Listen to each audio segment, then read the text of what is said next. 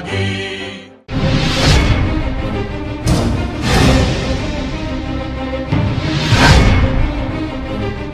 Terima kasih. Assalamualaikum warahmatullahi wabarakatuh. Ibu bapak sekalian yang saya hormati, mohon maaf jika tidak kritisi. Dimaksudkan. Ya, pertama untuk bapak ini dulu kan, ini kan kita mau melihat kontribusi orang tua dalam pengelolaan remaja. Ada banyak penelitian kohort di beberapa negara maju seperti New Zealand, Australia tentang teenagers ya. Teenagers.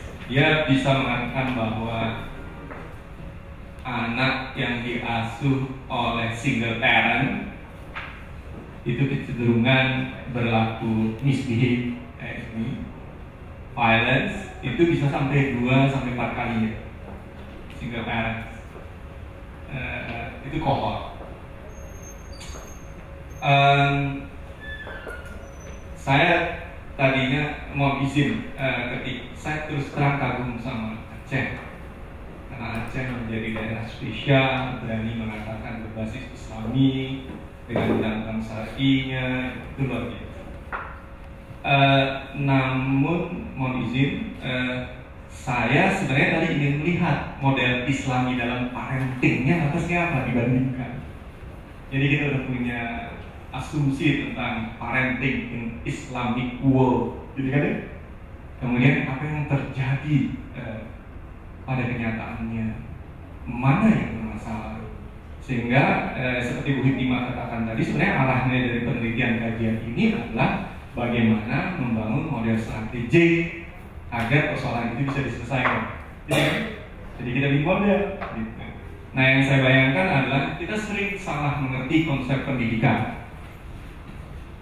Di Indonesia pendidikan itu tanggung jawab bersama, itu orang tua, gitu, lingkungan dan pemerintah. Terus saya coba tanya sama guru ngaji saya, kebetulan sedikit-sedikit kadang-kadang saya ngaji lah gitu ya. Tadi saya minta maaf saya tidak bisa memulai dengan yang Islami, jadi cuma Assalamualaikum saja karena memang tidak terlalu Islam saya. Mereka bilang pendidikan itu yang pertama orang tua.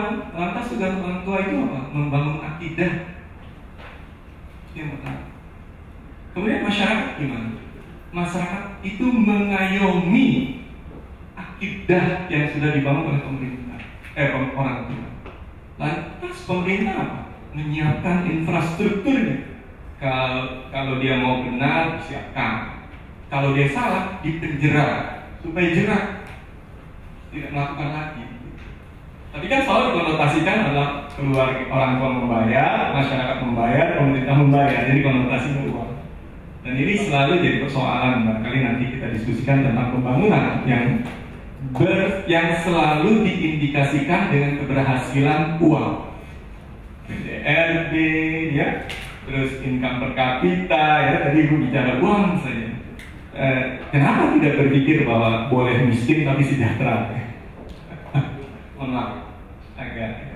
Karena kita sebenarnya BKKBN ini sudah shifting paradigmanya dari menjadi objek pembangunan, tapi dia juga menjadi subjek pembangunan. Jadi dia manusianya yang kita tanya mau kemana. Kalau perlu satu kampung tidak boleh ada motor masuk, kenapa harus? Jadi kampungnya jadi tidak ribut, gitu misalnya, supaya aman. Gitu. Kalau dia tahajud tidak terganggu, gitu. Misalnya. Saya bahkan berpikir Bapak membangun model pendidikan Islami dengan kekuatan masyarakat lokal, di mana peran masjid, di mana peran ulama, dan di mana peran Pemda. Nah, kajian ini bukan penelitian, jadi tidak ada analisis statistik yang tidak perlu itu. Mungkin kualitatif approach saja ya. Bagaimana mengumpulkan para ahli itu untuk mencari, ini di sini ada teman dosen dari Universitas Islam, dari mungkin nanti undang dari Muhammadiyah, gitu kan? Saya nggak tahu bedanya Universitas Islam dengan Universitas Muhammadiyah, mungkin tidak berbeda dalam pandangan itu. Misalnya, bagaimana sih sebenarnya yang seharusnya? Saya melihat dulu ketika saya aslinya dari Kalimantan. Saya melihat dulu surau itu penting banget. Jadi kita tidak pulang sebelum Isya. Kadang-kadang ada guru juga yang pintar di sana. Kalau kamu tidak Isya di sini tidak dilatih silat. Jadi anak muda sebenarnya mau latihan silat. Tapi syaratnya Isya dulu. Itu stimulasi. Satu cara orang-orang tua dulu tidak bicara tentang harus sholat, tapi dia beri carrot gitu. Kalau dulu kan carrot and stick gitu ya. Kalau sekarang beri carrot atau tidak beri carrot gitu ya. Kasih umpan atau tidak kasih umpan. Jadi tidak perlu ada hukuman. Jadi kalau anda rajin sholat, anda dapat ini. Tapi tidak pernah diucapkan oleh guru-guru kita seperti itu. Nah, saya malah mengharapkan sebenarnya tadi adanya satu mapping ya, pemetaan. Ini kondisi pendidikan saat ini kita dalam.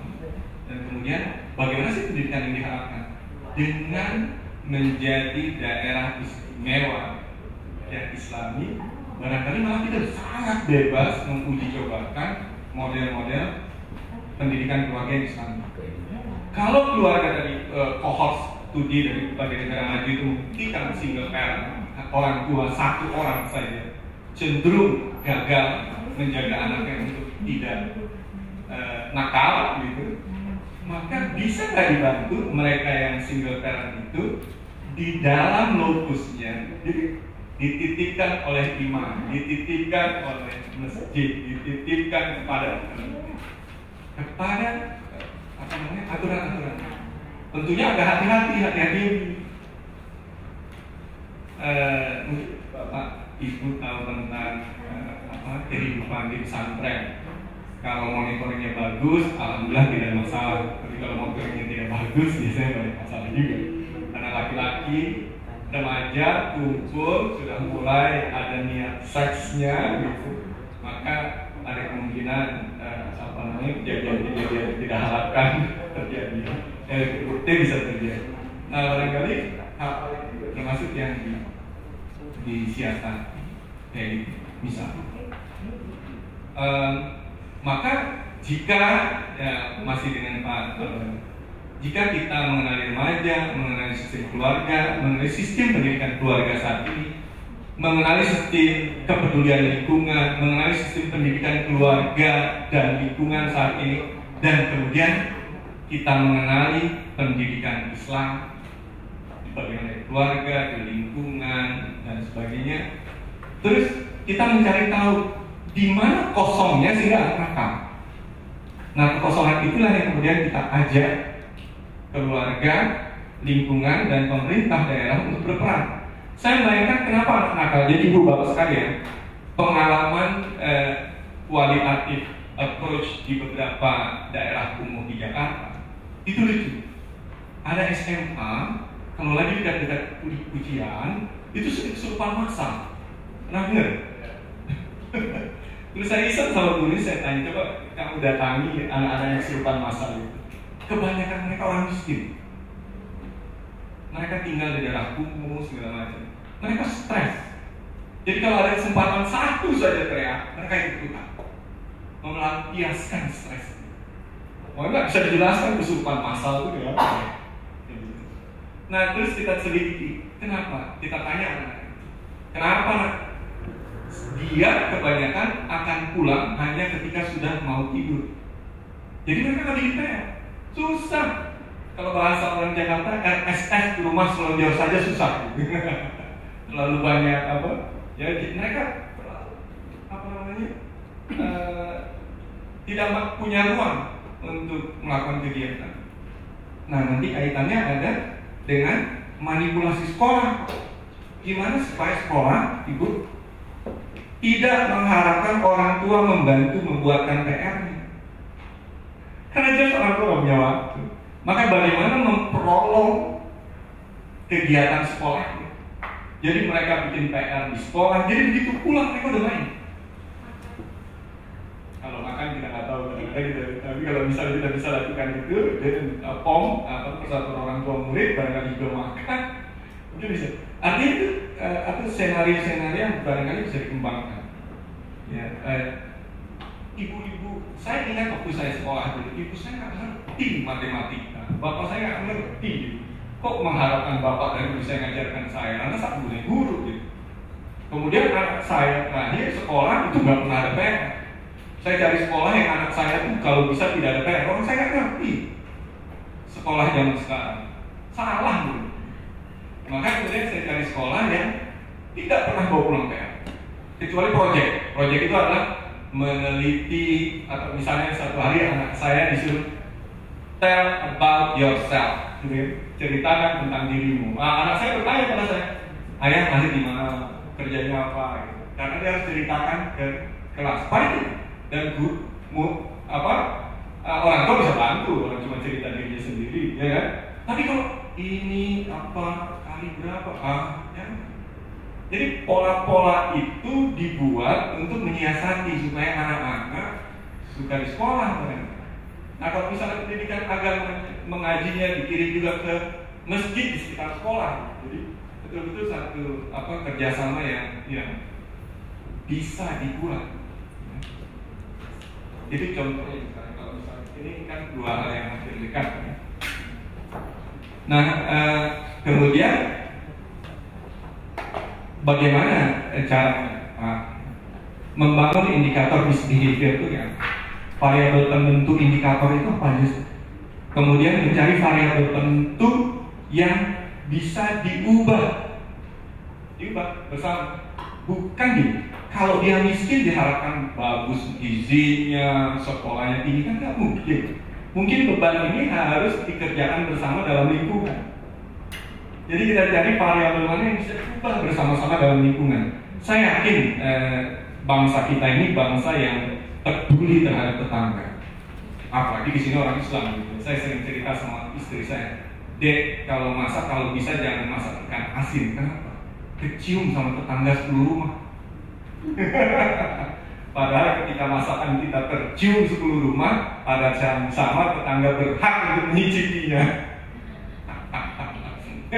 Jadi itu kan bercanda, tapi maksudnya adalah mungkin ya kita melakukan itu justru. Memang kita punya kewajiban untuk memberi pada tetangga. Saya pikir orang Islam melakukan itu semua. Kemudian mencari alternatif solusi strategiknya, membangun modelnya. Kemudian siapa saja, misalnya gini, kalau tadi saya cerita waktu kecil, kalau tidak sholat isya tidak dilatih silat, barangkali sekarang kiai-kiai tidak jago silat gitu.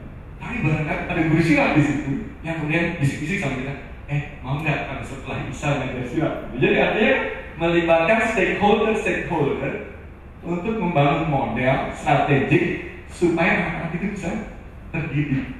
Nah, anak yang tadi saya cerita itu yang kesurupan masal itu ternyata di tempat tinggal tidak ada ruang bersama.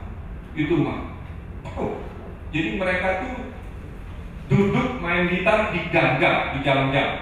Terus orang lewat di gang, jadi nggak ada ruangan mereka untuk mengekspresikan diri. Andai kan dibikin taman, mereka boleh latihan ini, bernyanyi, main gitar, minimal main catur gitu, nggak ada lapangan bola, main karambol gitu. Maka mereka bisa mengekspresikan dirinya, energinya habis. Ketika energinya habis, dia tidak mudah mengganggu orang. Anak itu kelebihan energi. Jadi bagaimana caranya energinya habis untuk yang positif, maka dia tidak akan menjadi violence. Ya tidak violence. Nah, hal-hal itu yang mungkin didiskusikan dengan ahli agama, ahli sosial, ahli psikologi, ya, sehingga kita bisa. Nah, terakhir setelah kita membagi peran antar stakeholder, maka kita cari indikator keberhasilan antar stakeholder. Anda sukses kalau Anda punya siswa silat jadi 100% remaja di sini. Anda sukses kalau yang ikut ngaji 100% di sini. Anda sukses. Kemudian kita ikutin trennya dari tahun ke tahun sudah berapa. Nah, kita sekarang kan di Indonesia lagi ada gerakan sholat subuh berjamaah. Ini kan gerakan besar-besaran. Bayangkan tugasnya cuma satu, bawa anak Anda sholat subuh berjamaah. Wah, setengah mati. Bawa anak saya setengah mati. Sekarang itu saya geret-geret masuk ke orang gitu. Saya cuma berharap lama-lama jadi biasa. Tapi setengah mati, gantengnya apalagi badannya udah gede. Apa aku narik ke tempat tidurnya setengah mati. Tapi bayangkan bagaimana peran masjid. Kita kemarin diskusi malam tadi, saya bilang kenapa kita nggak membuat masjid sebagai pusat kegiatan remaja. Jadi jangan takut remaja pacaran di masjid, lebih di masjid begitu azan dari sholat daripada di semak-semak. Nah, jangan takut mereka mau di masjid ya. Kenapa? Jangan takut dia main gaplek di masjid ya. Kenapa? Paling nggak dengan azan dia tutup gapleknya kan. Lebih mudah. Jangan takut dia main volley di dekat masjidnya. Ini ya kita mau coba. Saya sedang mencoba itu di kampung saya, tapi belum berhasil. Tapi maksudnya hal-hal itu dijadikan model yang bisa dicobakan. Nggak mesti sukses dicoba itu. Kalau sukses dunia sudah kiamat. Karena memang pekerjaan ini kan cobaan buat kita mencari yang terbaik saja, solusi yang terbaik saja. Nah, jadi itu buat Bapak yang mungkin saya sampaikan. Tentang analisisnya barangkali hati-hati juga, itu analisis kuantitatif, analisis kualitatif. Ibu saya lihat sih sampingnya proposif. Akibatnya sebenarnya kalau proposif itu tidak bisa proporsinya dibangun, karena sudah ditentukan sedang dipilih. Jadi ibu tidak bisa. Kecuali hanya menjelaskan informan saya sekian persen perempuan usia, tapi tidak bisa dianalisis. Yang dianalisisnya adalah kualitatifnya. Jadi mungkin ibu akan membuat seperti bisnis proses atau frame atau pathway. Kalau ini maka ini, maka ini, maka ini, maka ini, ya. Tapi tidak bisa distatistikkan karena purposefnya dan ya tidak bisa diinference ke populasi kalau purpose. Ya boleh sih kalau prospek. Tapi tidak bisa dianalisis gitu. Tidak bisa. Kemudian untuk ibu ya, saya cuma bikin yang namanya miskin pasti tidak punya uang. Jadi artinya kan naif di analisis itu. Yang kita mau adalah sekarang kita punya ide, kenapa sih orang miskin itu kemudian akses kesehatannya rendah, pengetahuan tentang kesehatan rendah, akses ekonominya rendah, akses pendidikannya rendah. Kita ingin banget orang miskin itu tetap pintar, orang miskin itu tetap sehat, orang miskin. Jadi studi di mana-mana mengatakan bahwa orang kaya makin kaya, orang miskin makin banyak anak gitu. Itu tuh. Di mana orang katakan bahwa penyakit infeksi hanya terjadi pada orang miskin, orang kaya kurang gizi hanya pada orang miskin. Sekarang paradigmanya dibalik. Bagaimana kita membuat miskin itu, tapi akses kesehatannya mudah, akses pendidikannya mudah, akses ekonominya mudah, dan hilang rasa takutnya, dan mobilitasnya tinggi. Jadi boleh miskin, kan pilihan mau jadi miskin gitu. Tapi anaknya. Nah, yang saya paling biostatistik, saya paling merasa aneh kalau ada penelitian bilangnya begini, bahwa kesehatan dipengaruhi oleh pendidikan. Sarannya adalah tingkatkan pendidikan. Bukannya negara ini ditugaskan untuk mendidik semua orang, tapi kan ada batas kekuatan negara, karena itu ada perencanaan kan, sehingga pasti ada yang keluar dari, karena ada di benak kita ada pendidikan formal bagi sekali, SD, SMP. Padahal dia boleh cuma SD, tapi pengetahuan kesehatannya tinggi. Dia boleh cuma SD, tapi pengetahuan pengelolaan ekonomi boleh tinggi. Dia cuma SD, tapi dia tahu bagaimana mencari pelayanan kesehatan, mencari sumber-sumber ekonomi, mobilitasnya jadi tinggi. Itu kan artinya jangan mengandalkan pendidikan formal. Maka sisanya diserahkan pada mekanisme pendidikan informal. Nah sekarang pertanyaan pendidikan informal mana? Kembali diskusi. Jangan-jangan masjid bisa dijadikan tempat. Saya ada bersama Ibu Hitima melakukan desa binaan, desa binaan itu di daerah Sukabumi, Jawa Barat. Ibu bapak sekalian, luar biasa. Di sana ada satu desa di penduduknya cuma 7.000. Gue coba aja. Didatangi oleh 20.000 perempuan usia produktif bekerja di pabrik. Kemudian mereka melusuk ke rumah-rumah, ketok. Apa yang terjadi? Semua terjadi. Mulai dari seks bebas, lesbian, penyakit menular seksual, hamil di luar nikah, abortus, ibu mati. Semua. Karena perempuan kumpul. Semua infeksi. Yang terakhir kita dapati HIV. Jadi, lantas apa yang kita lakukan? Salah satu yang kami lakukan, selain kami ke bupati untuk membuat perda yang dikatakan sanggup bayar karena harus bayar DPR, akhirnya bikin perbu, tapi kita siasati supaya Pamong Praja bisa masuk. Itu kita ulamanya kita latih tentang apa itu penyakit menular seksual. Jadi ulama-ulama di kecamatan itu kita kumpul. Terus kita minta dalam 1 bulan tiap Jumat bicara tentang itu. Pakai bahasa mereka, pakai rawian hadis dan Quran mereka. Pokoknya saya bilang, Anda wajib ini dari bupati gitu. Sedikit dipaksa sih ya, maksudnya nggak boleh ya.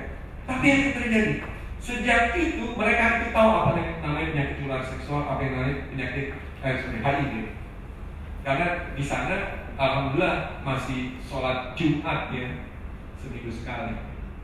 Jadi kita mencari institusi lokal yang bisa kita titipkan pendidikan yang bukan formal, ya, sehingga mereka boleh tidak SD tapi HIV ngerti, tidak SD penyakit menular seksual ngerti, tidak HIV tapi tahu pakai kondom, tidak HIV tapi tahu ya abortus itu tidak bagus, hamil di luar nikah tidak. Jadi kita tugasnya adalah bagaimana masuk ke situ.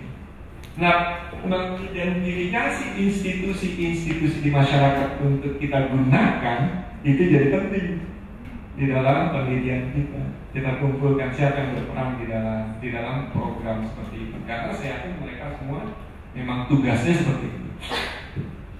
Nah, maka yang perlu kita lakukan adalah membangun model pendidikan yang tidak mengandalkan orang tua, karena orang tua tidak mampu. Ya kan? Yang kedua adalah mengoptimalkan skill yang spesifik wilayah untuk meningkatkan produktivitas supaya tidak miskin. Nah, tadi Bu Nino presentasi tentang vertical garden. Jadi kalau dia nggak punya lahan, kita nggak ke atas, pakai bambu dibolong-bolongin gitu. Kangkung kan gampang banget tumbuh. Lele itu dengan ukuran gentong cuma 1 meter bisa ratusan. Kalau dia tahu bagaimana memberi umpan yang baik, karena lele itu kalau nggak diberi umpan, teman yang dimakan.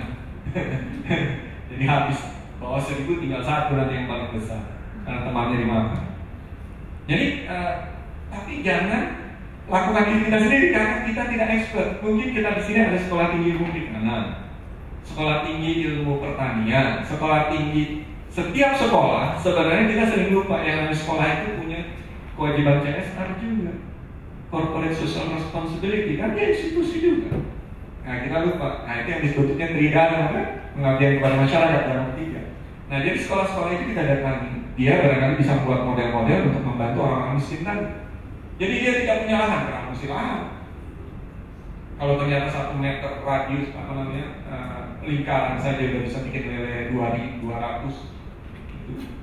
Nah tinggal lagi mengoptimalkan skill untuk bisa selain meningkatkan produktivitas, meningkatkan nilai jual tadi kan yang dikeluhkan. Ya kalau panen di situ jual di situ pasti ada. Ya, bagaimana kalau mencari titik-titik pertukaran di tempat lain? Nah ini sebenarnya saya percaya Bung Hatta dengan konsep kooperasinya. Tapi kita nggak tahu di sini kita percaya atau enggak. Kemudian akses kesehatan. Bagaimana caranya semua mereka terakses? BPJS sudah di sana. Terserah lah ya tentang gaji ketuanya berapa ratus juta. Nggak usah dipikirin. Jangan hitung harta orang lain. Bagaimana memanfaatkan yang sudah ada untuk lingkungan saja. Nah, jika ini kita lakukan identifikasi, maka model-model yang kita harapkan bisa kita kembangkan. Satu poinnya dari atas tadi saya, model kesejahteraan pada kelompok miskin yang Islami, itu saya kita harapkan ada dari sini. Saya pernah bicara dengan wakil wali kota Aceh ya, ketika saya kesini kira-kira 6 bulan lalu. Dia bilang, Pak, mungkin nggak ya kalau kita cerita modelnya kayak zaman dulu lagi, gubernur itu ya Gubernur apa wali kota ya, ya nggak usah dipilihan raya oleh anggota dewan saja kayak gitu, karena itu justru di Islam sila keempat. Ya kalau sekarang enggak, bodoh pinter sama saja nyoblos gitu ya. Dan seolah-olah orang mayoritas itu suara Tuhan. Tidak, yang banyak itu belum tentu benar dalam Islam. Apalagi yang banyak itu tidak berdasarkan syariat. Mau benar juga sebenarnya. Bapak kan Aceh, Bapak kan daerah khusus ya. Kenapa nggak Bapak kembangkan? Gitu. Jadi saya dapat challenge, malah saya challenge dia. Saya challenge ibu bapak sekarang. Berpikir seperti itu. Saya kalau dengar Aceh, saya happy karena ini menjadi model Islami yang kita harapkan sekarang di Mekah. Tapi kemudian kalau anak-anaknya nakal, jauh dari masjid, jauh dari orang tua, barangkali kita harus membalikkan Islaminya. Saya rasa itu. Saya percaya soal statistik, saya percaya soal kualitatif, itu tidak ada masalah. Cuma tadi ada sedikit salah dalam analisis. Nah, mungkin ini menjadi studi pendahuluan. Kita berharap ini mundur. Mungkin berikutnya isu ini dibawa ke stakeholder, bikin model-model. Nah ini kemudian ditentukan alternatif solusi.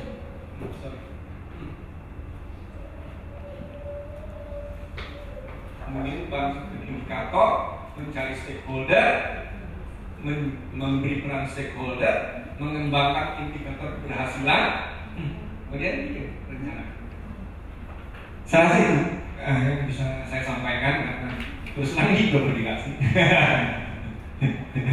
Jadi mohon maaf jika terkesan menggurui. Yang saya maksudkan adalah bagaimana kita sama-sama membuka wawasan untuk mencari alternatif solusi. Jadi Bu Hikimah ini tidak punya peran dalam penelitian akademik karena dia analisis pendudukan. Jadi tugas Bu Hikimah ini adalah mencari model-model strategik solusi persoalan yang ada. Remaja itu masa depan kita. Ya, saya pikir ini menarik. Dan pendidikan itu dimulai mungkin dari hamil. Jadi beberapa orang percaya ketika dia hamil dia sering membaca Al-Quran, insya Allah anaknya tidak punya masalah. Kemudian mungkin juga saya kemarin dekat, saya mohon maaf cerita tentang diri saya karena cerita tentang orang lain menjadi gibah. Jadi gibah. Saya cerita sama anak saya merasa gagal mendidik kamu karena ada satu pun dari kamu yang menjadi hafiz. Maka saya minta izin kepada kalian, anak kalian nanti akan saya jadikan hafiz. Oh, panik dia. Ya, itu harus kamu izinkan. Dia.